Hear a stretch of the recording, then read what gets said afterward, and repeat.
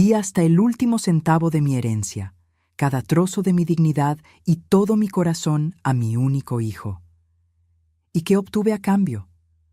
Una traición que solo podría venir de un monstruo. Mis ahorros de toda una vida, la herencia de mi difunto esposo, todo fue utilizado para financiar una boda de la que yo, la madre del novio, fui excluida y humillada. Solo invitamos a gente especial, fue lo que me dijo, pero el verdadero infierno comenzó cuando la luna de miel terminó y trataron de internarme para robarme lo poco que me quedaba. Estás a punto de escuchar la historia más increíble de ingratitud y venganza, donde una madre utilizada le da la vuelta a la situación de una manera que nadie esperaba. Me llamo Dulce, tengo 68 años, y pasé los últimos 3 años de mi vida dedicando cada centavo de mi pensión y de la herencia que mi marido Carlos me dejó para ayudar a nuestro único hijo, Santiago. Cuando él nos presentó a Natalia hace 4 años, pensé que por fin había encontrado a alguien que lo haría feliz. Ella era encantadora, con su largo cabello castaño y su sonrisa cautivadora. Parecía educada, atenta y mostraba un interés genuino en las historias que le contaba sobre Santiago cuando era niño. «Señora Dulce, usted ha criado a un hombre maravilloso», decía, mientras tomaba la mano de Santiago y lo miraba con aparente adoración. «Habla tanto de usted, de cómo fue una madre dedicada, incluso después de enviudar tan joven». Esas palabras me calentaban el corazón. Después de perder a Carlos por un infarto fulminante cuando Santiago tenía solo 12 años, dediqué mi vida a asegurarme de que nuestro hijo tuviera todo lo que necesitaba.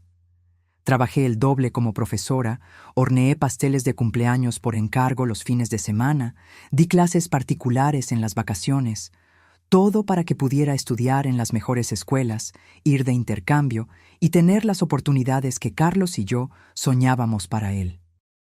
«Mamá, estamos buscando un apartamento para alquilar», me dijo Santiago una tarde, cerca de un año después de empezar a salir con Natalia.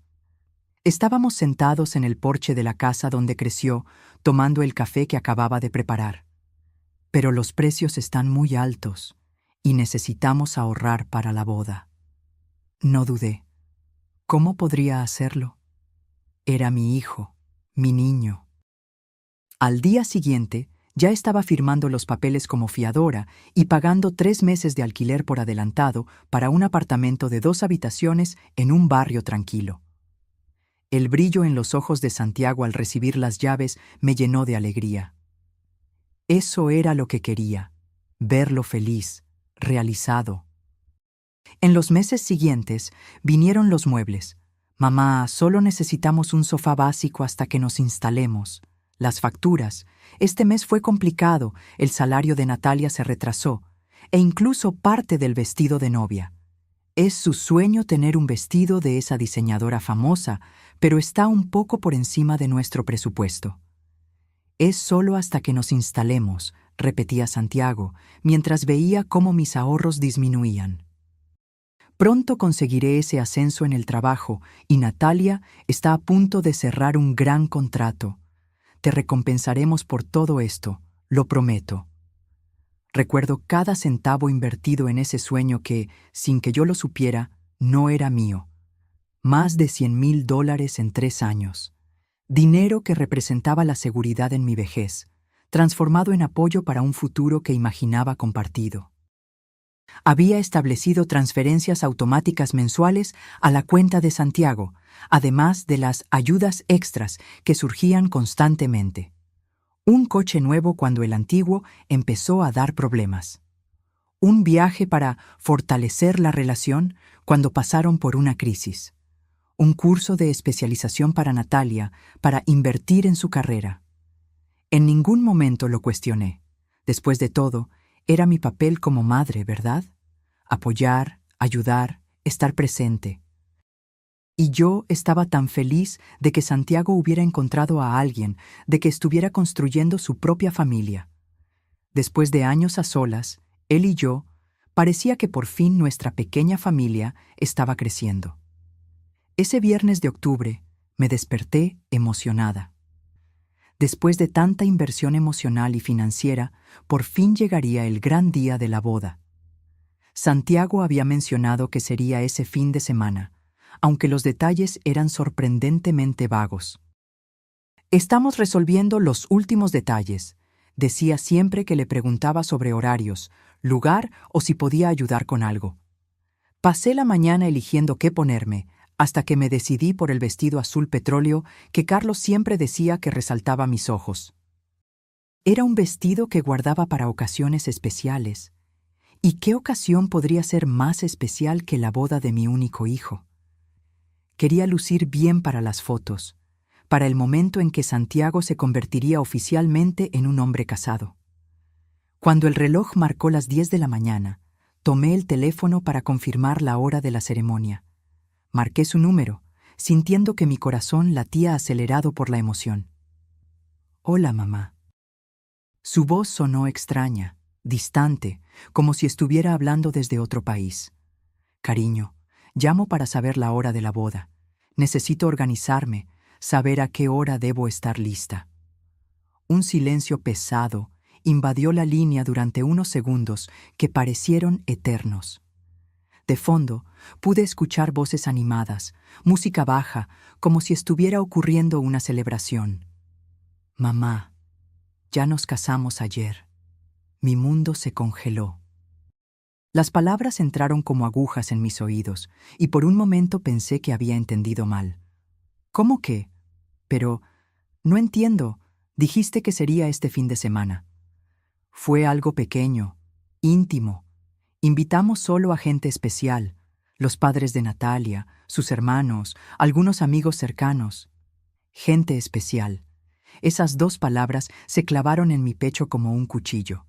Yo, que lo había dado todo, no era lo suficientemente especial como para estar presente en la boda de mi propio hijo. Yo, que había financiado esa misma boda, que había pagado parte del vestido que Natalia usó, que había sostenido el techo bajo el que vivían en los últimos 3 años. «Ah, ya veo». Fue todo lo que pude decir, mientras sentía que mi voz temblaba y las lágrimas comenzaban a formarse. «Bueno, felicidades entonces. Gracias, mamá. Mira, tengo que colgar ahora. Vamos para el aeropuerto. Natalia consiguió un ascenso para un viaje de luna de miel a Cancún. Hablamos cuando volvamos». Colgué el teléfono y me senté en la butaca de la sala, esa que aún guardaba la marca del cuerpo de Carlos. El vestido azul petróleo colgado en la puerta del armario ahora parecía burlarse de mí. ¿A quién quería impresionar? Yo no era importante, no era especial. Con las manos temblorosas, abrí Instagram. No solía usar mucho las redes sociales, pero sabía que Natalia publicaba todo allí. Y así fue como la puñalada se hizo aún más profunda. Allí estaban las fotos de la boda íntima. Los padres de Natalia sonriendo, sus hermanos, algunos amigos de la pareja que había conocido en cenas en mi casa, todos reunidos en un restaurante elegante, brindando por la feliz pareja. Todos ellos eran especiales. Yo no. Mientras deslizaba por las fotos, noté un detalle que lo hizo todo aún más doloroso. En una de las imágenes, Natalia lucía orgullosa un collar de perlas que reconocí de inmediato. Era el collar que Carlos me había regalado en nuestro 10º aniversario de bodas, y que yo le había prestado a Natalia meses atrás cuando mencionó que necesitaba una joya elegante para un evento del trabajo. «Te lo devuelvo la semana que viene, lo prometo», había dicho. Nunca más volvió a mencionarlo, y yo, para no parecer tacaña, no se lo cobré. Ahora estaba allí, adornando su cuello el día de su boda, una boda a la que no fui invitada.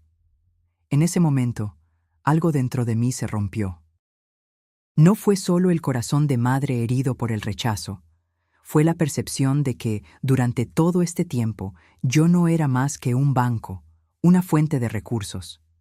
No era vista como alguien que mereciera respeto, consideración o gratitud. Era solo la señora mayor con dinero suficiente para financiar el estilo de vida que ellos deseaban. Las lágrimas finalmente cayeron, pero no eran solo de tristeza. Había algo más naciendo dentro de mí, una mezcla de rabia e indignación que nunca había sentido antes. Entre sollozos, comencé a hacer las cuentas mentalmente. 3 años de alquiler, alrededor de 1.500 al mes.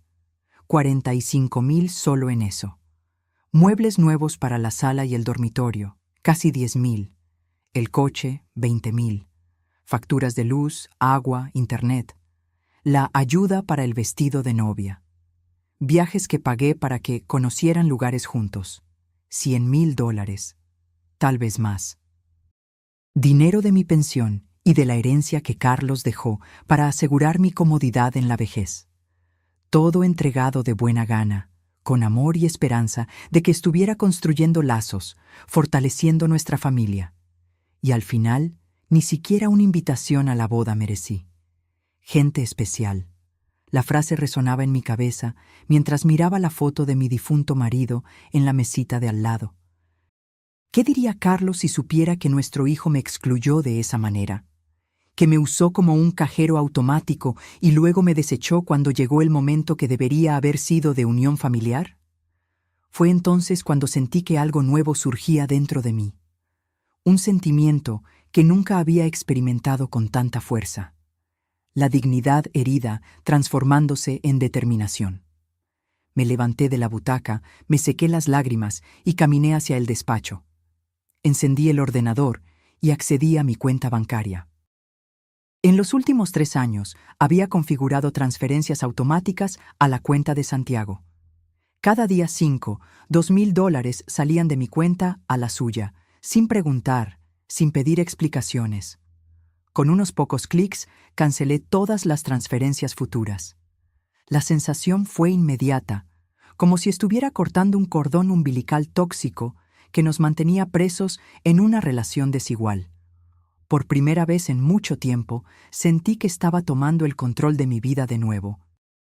Si no era lo suficientemente especial para estar en la boda, tampoco sería lo suficientemente especial para seguir financiando sus vidas. Esa noche no pude dormir. Daba vueltas en la cama pensando en todo lo que había sucedido, en la magnitud de la traición que había sufrido. No era solo una cuestión de dinero, era sobre respeto, gratitud, consideración. Valores que siempre pensé haberle enseñado a mi hijo, pero que claramente no habían echado raíces. Cuando el sol salió, yo ya estaba de pie.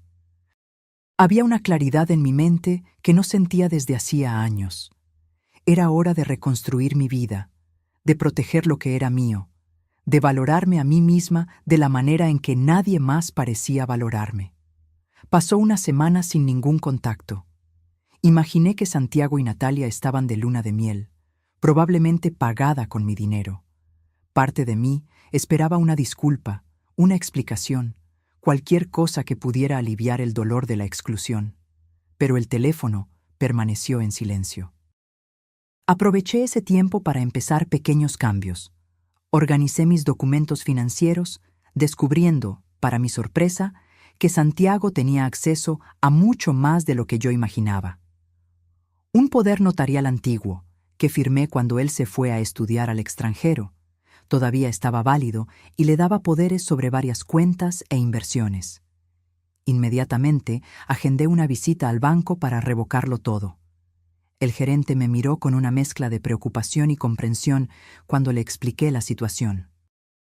«Señora Dulce, veo muchos casos como el suyo», comentó discretamente.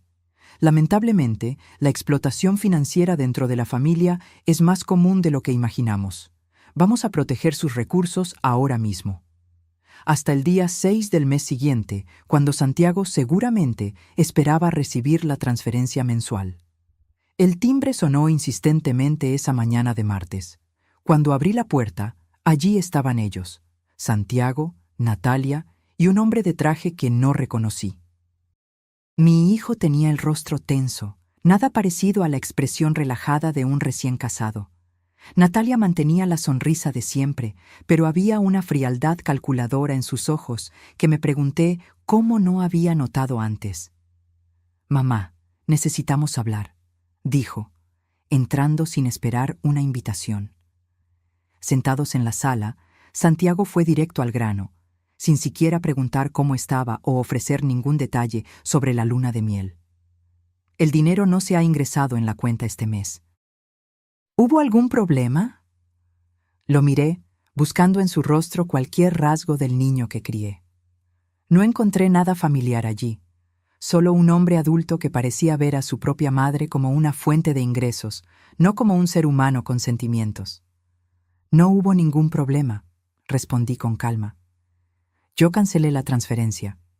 El silencio que siguió fue denso, cargado de tensión. Natalia fue la primera en reaccionar. Su bonito rostro se contorsionó en una expresión de indignación que no coincidía con la dulce imagen que siempre intentó proyectar. Señora Dulce, creo que usted no entiende. Tenemos facturas que pagar, compromisos. El alquiler vence mañana. Volvimos del viaje contando con ese dinero. Y yo tengo mi vida para vivir, respondí, sorprendiéndome a mí misma con la firmeza en mi voz. Si no soy lo suficientemente especial para estar en la boda de ustedes, tampoco soy lo suficientemente especial para seguir financiando sus vidas. Santiago se puso pálido. Me di cuenta de que no esperaba que yo tuviera el coraje de confrontarlos. Quizás pensó que yo aceptaría cualquier trato, con tal de poder mantener algún tipo de relación con él, mi único hijo. Este es el doctor Méndez, dijo, señalando al hombre de traje. Él es abogado y está aquí para ayudarnos a resolver esta situación. El tal abogado abrió su maletín y sacó algunos papeles. Noté que evitaba mirarme directamente a los ojos, como si hubiera algo vergonzoso en lo que estaba a punto de proponer. Señora Dulce, su hijo está preocupado por su capacidad para gestionar sus propios recursos. Estos cambios súbitos de comportamiento, cortar el apoyo financiero sin previo aviso, pueden ser señales de problemas cognitivos iniciales. Tenemos aquí un poder notarial que le daría tranquilidad, permitiendo que Santiago se encargue de sus finanzas. En ese momento lo entendí todo. No era solo una cuestión de dinero cortado.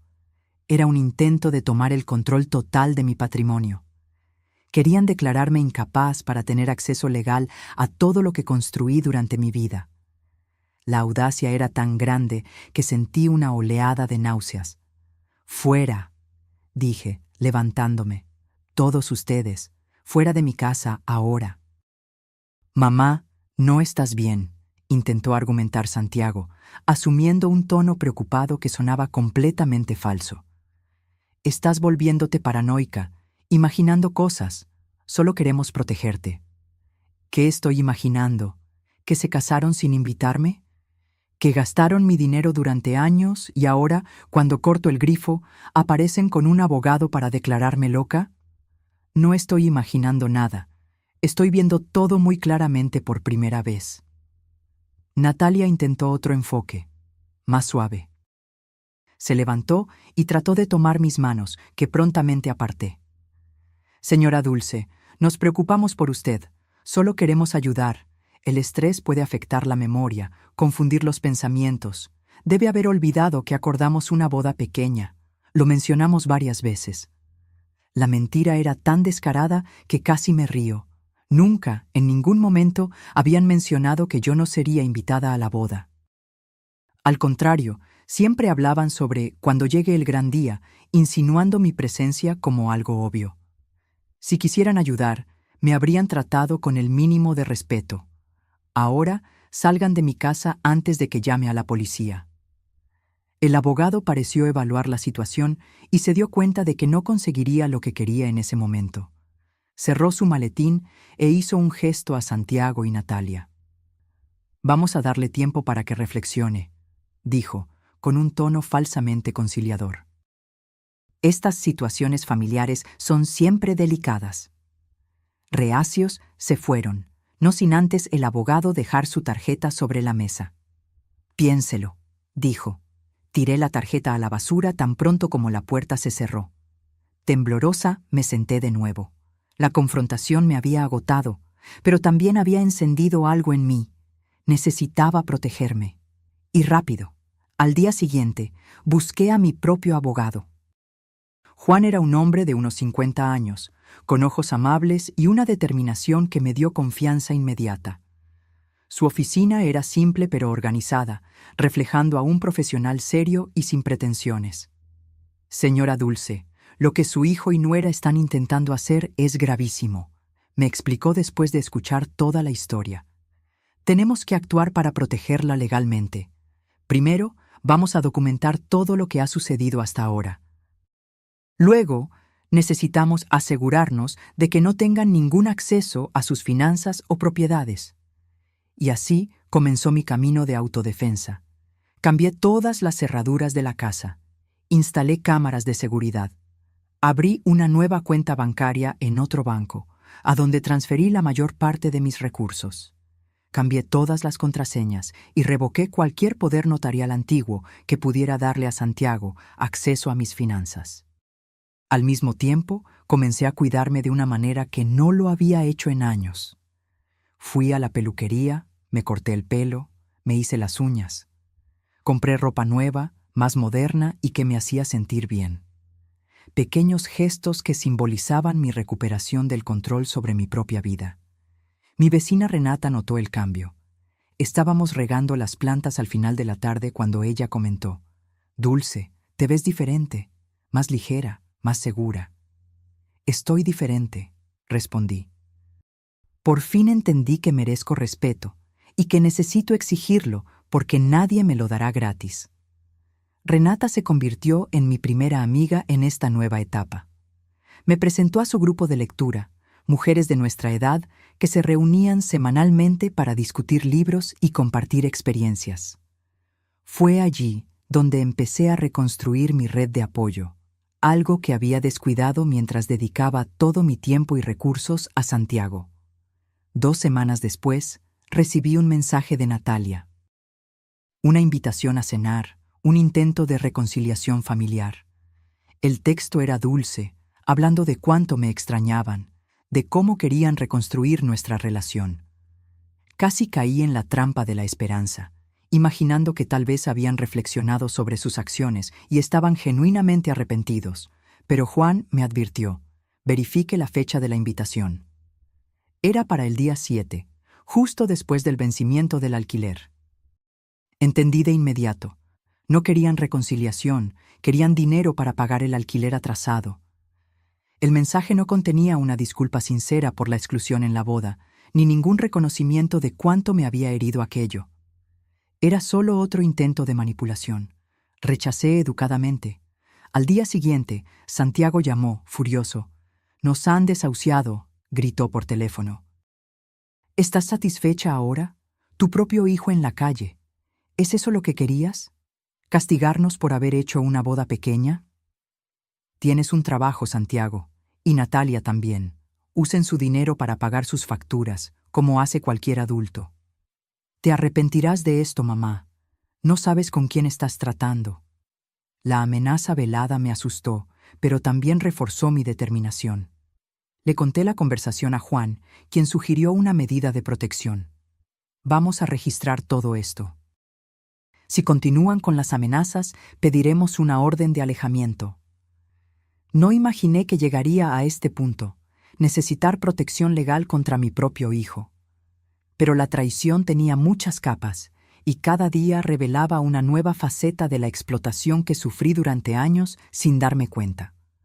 La escalada de la situación llegó en forma de una asistente social que llamó a mi puerta una tarde de jueves. Alta, delgada, con un bloc de notas y una expresión neutra, se identificó como representante del Servicio de Protección al Adulto Mayor. «Señora Dulce», explicó la asistente social, «necesitamos evaluar su condición mental y su capacidad para vivir sola. Recibimos denuncias de que usted podría estar confundida y tomando decisiones perjudiciales para sí misma. Gracias al consejo de Juan, mantuve la calma y solicité que identificara a quien había hecho la denuncia. Como era de esperar, era una queja anónima, pero no era difícil adivinar su origen. «Puedo mostrarle que estoy perfectamente bien», respondí, invitándola a pasar. Pasé las siguientes 2 horas respondiendo preguntas, mostrando cómo mantenía la casa en orden, cómo administraba mis finanzas, cómo me alimentaba adecuadamente. Abrí la nevera bien surtida, Mostré los medicamentos organizados con sus respectivas prescripciones. Presenté las facturas pagadas al día. La asistente social, una mujer seria pero justa, anotó todo en su informe. Señora Dulce, no veo ningún motivo de preocupación aquí. Usted está claramente lúcida y es capaz de cuidarse por sí misma. Mi informe lo indicará claramente. Cuando se fue, sentí una mezcla de alivio e indignación. ¿Hasta dónde irían Santiago y Natalia para intentar recuperar su flujo de dinero? La respuesta llegó 3 días después, cuando un hombre y una mujer, presentándose como psiquiatra y su asistente, aparecieron en mi puerta. Él llevaba una bata blanca, claramente intentando parecer oficial, mientras ella llevaba un maletín con lo que parecían ser formularios. Su hijo está muy preocupado y pidió que hiciéramos una evaluación, explicó el hombre, intentando parecer profesional y preocupado. Es solo una conversación informal para asegurar que todo está bien. ¿Tienen alguna orden judicial?, pregunté, siguiendo el guión que Juan me había enseñado. Mi voz estaba tranquila, pero mi corazón latía acelerado. No, pero quien no tiene nada que esconder no tiene por qué preocuparse, respondió la mujer con una sonrisa ensayada. Es por su propio bien, señora Dulce. Entonces sugiero que busquen a alguien que tenga algo que esconder. Que tengan un buen día. Cerré la puerta, pero no se fueron. Comenzaron a golpear insistentemente, gritando que yo estaba demostrando mi inestabilidad al negarme a cooperar. La mujer llegó a gritar a los vecinos que pasaban: «Estamos intentando ayudar a una señora mayor que está confundida». Con manos temblorosas, llamé a la policía. Mientras esperaba, grabé con mi teléfono las voces de ellos intentando forzar la entrada, siguiendo otra orientación de Juan: documentar todo. Cuando los oficiales llegaron, la pareja intentó convencerlos de que estaban actuando por preocupación legítima por mi salud mental. Por suerte, yo ya tenía en mano la orden de alejamiento que Juan había conseguido después de las amenazas de Santiago. La pareja fue escoltada fuera de mi propiedad y registré otro incidente. La semana siguiente, recibí una notificación oficial. Santiago y Natalia habían iniciado un proceso de interdicción, alegando que yo sufría de demencia y era incapaz de gestionar mi propia vida. Presentaron como pruebas los testimonios del farmacéutico local, afirmando que yo compraba medicamentos en exceso, y de un vecino que decía verme hablando sola en el jardín. Juan no se sorprendió. Es el siguiente paso lógico para ellos. Si consiguen la interdicción, tendrán control legal sobre todos sus bienes. Pero ¿cómo pueden inventar esas mentiras? El farmacéutico apenas me conoce y nunca hablé sola en el jardín. La gente es fácilmente manipulada, señora Dulce. El farmacéutico probablemente la confundió con otra cliente. Y en cuanto al vecino, vive a 3 casas de distancia y ni siquiera tiene vista directa a su jardín. ¿Qué hacemos ahora? Luchar con la verdad. La batalla legal fue agotadora. Tuve que pasar por evaluaciones psiquiátricas oficiales que confirmaron lo que yo ya sabía. Estaba perfectamente lúcida. Mis nuevas amigas del club de lectura se ofrecieron a testificar sobre mi capacidad mental y mi participación activa en las discusiones literarias. Descubrimos que el farmacéutico había sido abordado por Natalia, que se presentó como mi cuidadora e inventó historias sobre mi supuesto abuso de medicamentos. En cuanto al vecino, era un hombre amargado que había tenido problemas con Carlos años atrás y guardaba rencor contra nuestra familia. Cada mentira desenmascarada reforzaba mi determinación. Ya no era solo sobre proteger mi dinero, era sobre preservar mi dignidad, mi autonomía, mi propia identidad que intentaban borrar con acusaciones falsas de incapacidad. Durante todo este proceso, no hubo un solo intento genuino de Santiago de conectar conmigo como hijo. No hubo una disculpa sincera por la exclusión de la boda, ni ningún reconocimiento de los años de apoyo financiero que le di. Cada interacción era calculada, con el único objetivo de recuperar el acceso a mi dinero. Fue en ese momento que entendí. Ya no había posibilidad de reconciliación. La traición había sido demasiado profunda, las mentiras demasiado crueles. El hijo que amé y crié había elegido el dinero por encima del amor y el respeto. Y aunque eso me partía el corazón, también me liberaba de falsas esperanzas. El día del juicio llegó con un cielo nublado que reflejaba la gravedad del momento. Entré en el tribunal con la cabeza alta, vistiendo un conjunto discreto pero elegante que había comprado especialmente para la ocasión. Juan caminaba a mi lado, llevando un maletín lleno de evidencias que desmentían cada acusación hecha contra mí. Vi a Santiago y Natalia sentados al otro lado, ambos con expresiones ensayadas de preocupación. A su lado, su abogado, el mismo doctor Méndez que había intentado hacerme firmar el poder notarial meses atrás. Noté que Natalia todavía usaba el collar de perlas que me había pertenecido, un pequeño detalle que simbolizaba toda la dinámica de nuestra relación. El juez, un hombre de mediana edad con ojos perspicaces, examinó los documentos presentados por ambas partes antes de iniciar la audiencia. Cuando finalmente habló, su voz era firme y clara. Estamos aquí para determinar si la señora Dulce Almeida está en condiciones mentales de gestionar su propia vida y patrimonio. Escucharemos primero los argumentos de la parte demandante. El doctor Méndez se levantó y comenzó a pintar un cuadro distorsionado de mi realidad. Según él, yo era una señora confundida, paranoica, que acusaba a su propio hijo de querer robarla. Afirmó que yo había cortado lazos con la familia sin motivo aparente y que estaba gastando mi pensión de forma irracional.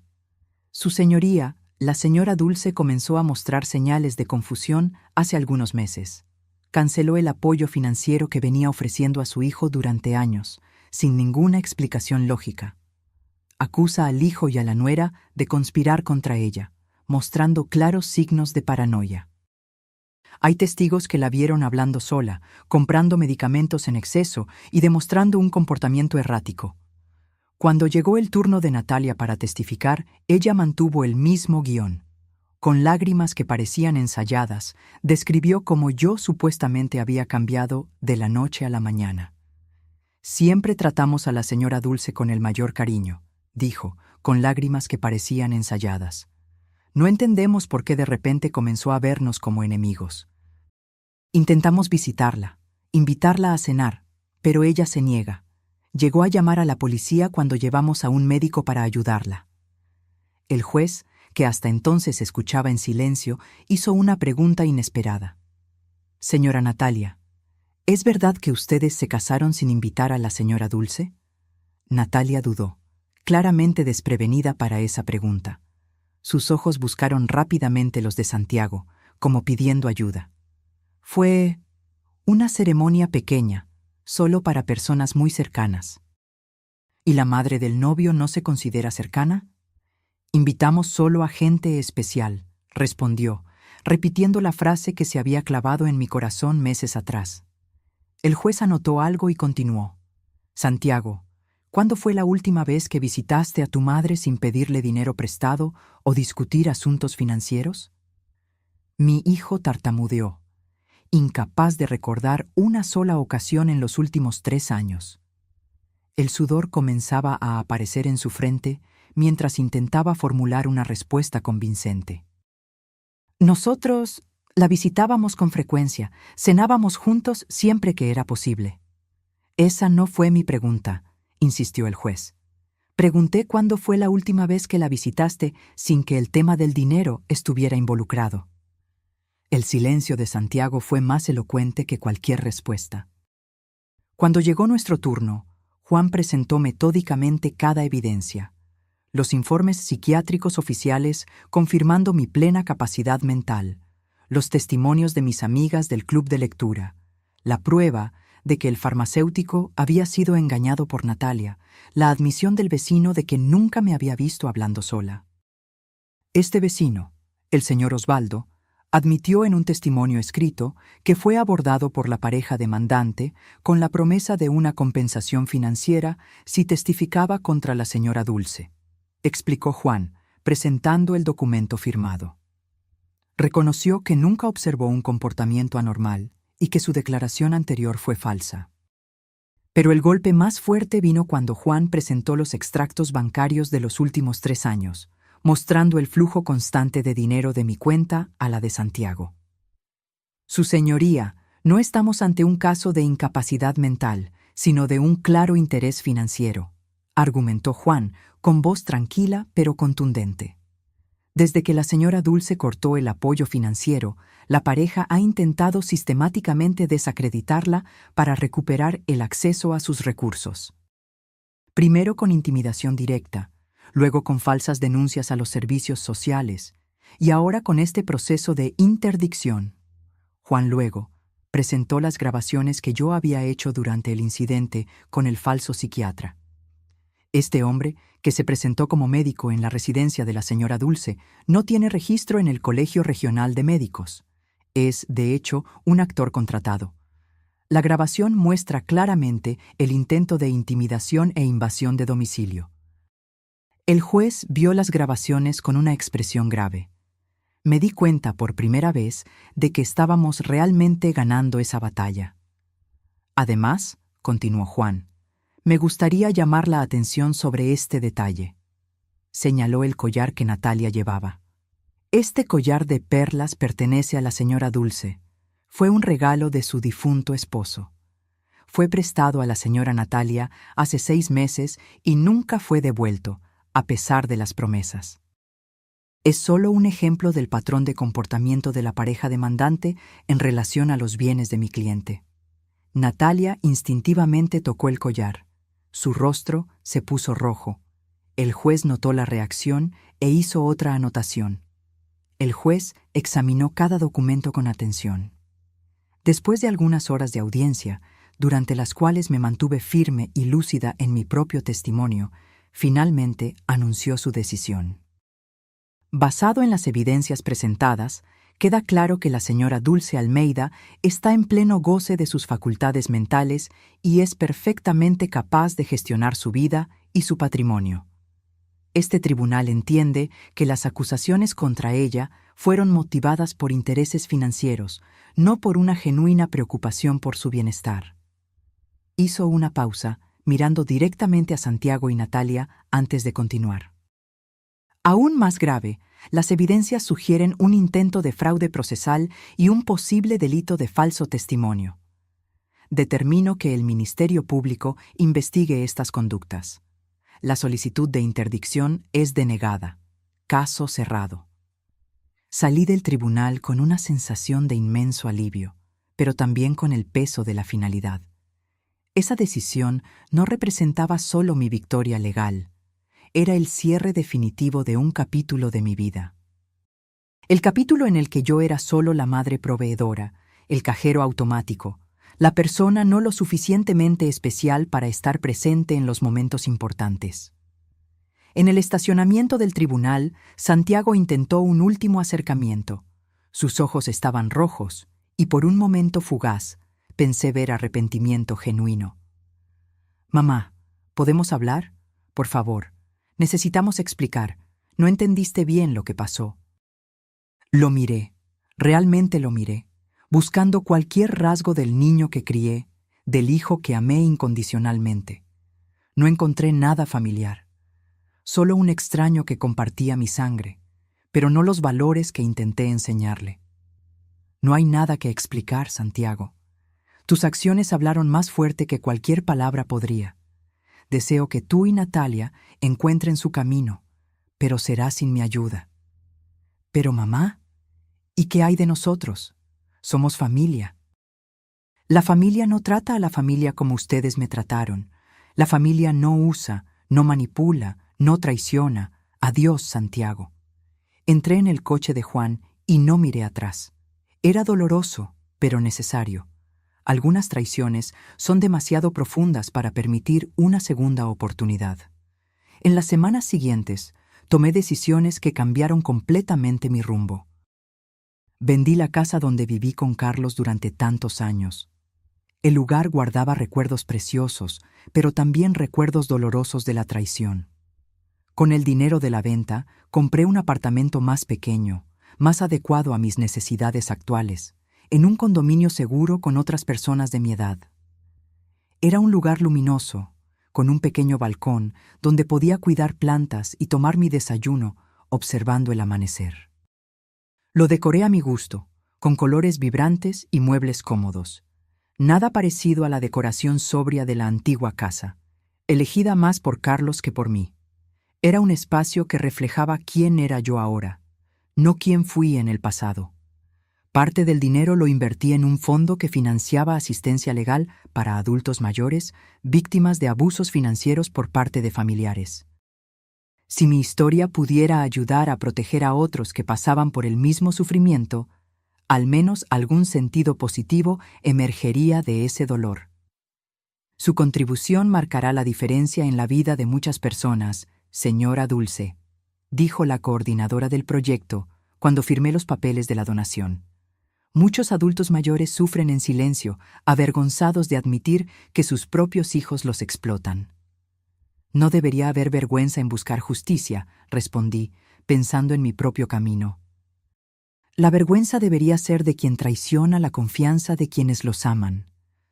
Con mi nueva libertad, comencé a vivir la vida que siempre quise, pero que nunca me permití.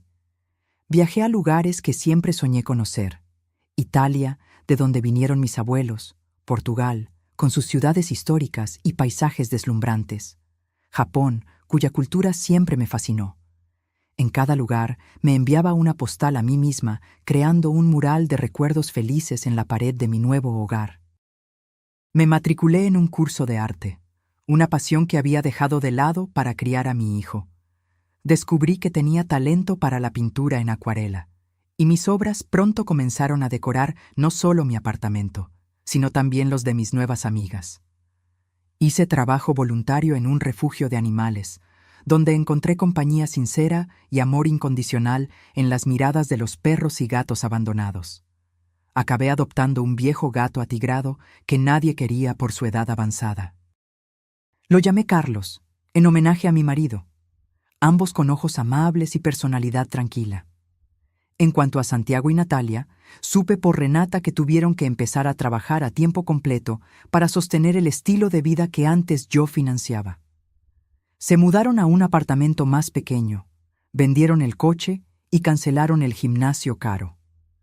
Santiago finalmente aceptó un puesto con más responsabilidades que había estado evitando, porque exigía más horas de trabajo. Natalia vendió el collar de perlas para pagar deudas acumuladas. Quizás esa era la mejor lección que podían aprender, que el dinero se gana con trabajo, no con manipulación y traición, que las elecciones tienen consecuencias y que el respeto es más valioso que cualquier herencia. A veces, en las noches más silenciosas, todavía siento el dolor de la traición, el eco de esas palabras, solo gente especial, aún resuena en algún rincón de mi corazón. Todavía miro el espacio vacío en la pared donde antes estaba la foto de Santiago cuando era niño, y me pregunto en qué momento perdí a ese niño de sonrisa sincera por el hombre calculador en que se transformó. Pero luego me recuerdo a mí misma en quién me convertí.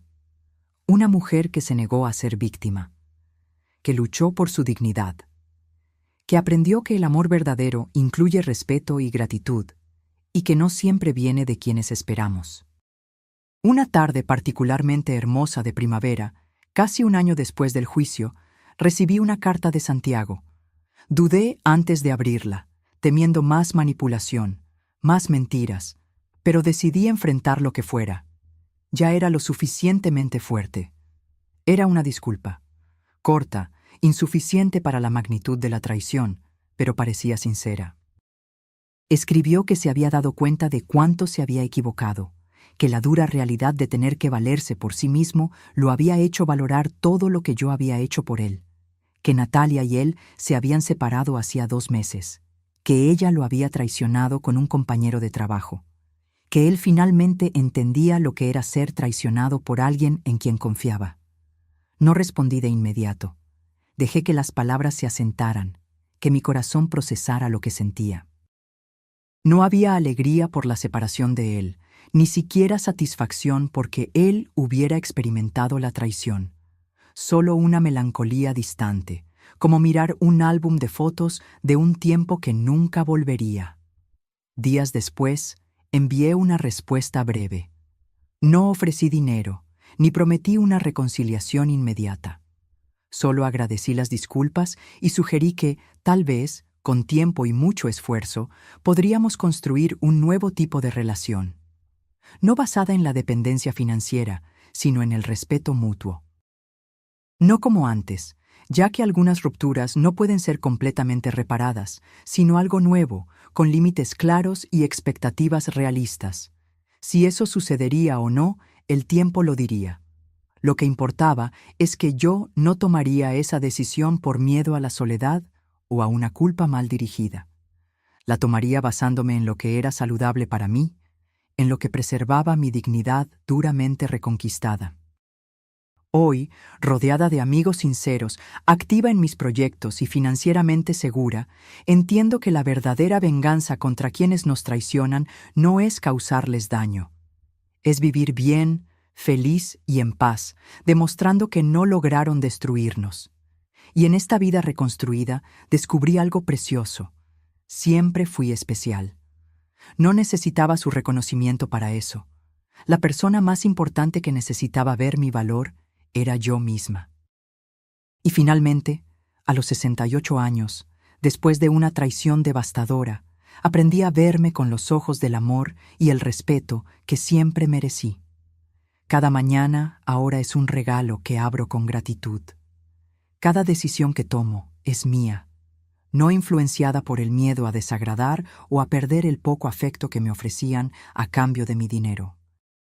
Cada nuevo amigo que hago, cada nuevo pasatiempo que descubro, cada viaje que planeo, es una afirmación de que la vida no termina cuando somos traicionados. Solo toma un nuevo rumbo, a veces mucho mejor que el camino que seguíamos antes. La traición me enseñó que el amor verdadero no manipula, no usa, no desecha. Me enseñó que soy más fuerte de lo que imaginaba, más capaz de lo que me permitían ser.